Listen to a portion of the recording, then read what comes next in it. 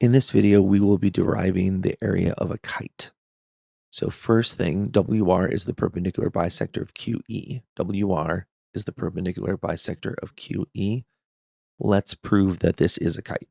So if we have a perpendicular bisector, all of these angles are right angles and QT is congruent to TE. From there, let's look at these two triangles up here. TW is reflexive to itself. Therefore, triangle QTW is congruent to triangle ETW. Therefore, these two sides are congruent. Down here in these two triangles, TR is congruent to itself. So again, we have SAS and QR is congruent to RE.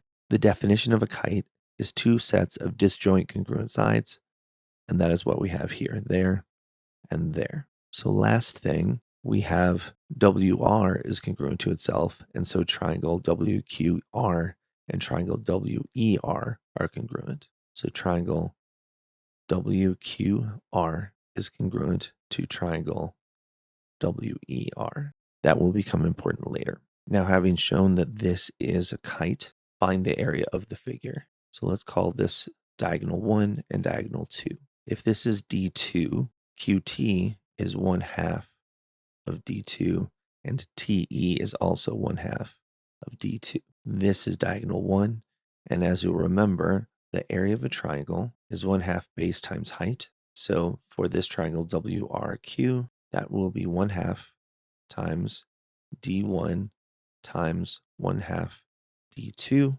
which will equal 1/4 D1 times D2. Now here's where this part comes in. These two triangles are congruent. Triangle WQR is congruent to triangle WER, so they will have the same area. So we're going to add those together. So then we have 2 times 1/4 times D1 times D2, which is then 1/2 D1 times D2. So then the area of the kite here, 1/2 times 8.82 times 6.33, which then gets us 27.9153 inches squared. So in the end, what you'll need to remember is this formula here. 1/2 times D1 times D2 is the area of a kite.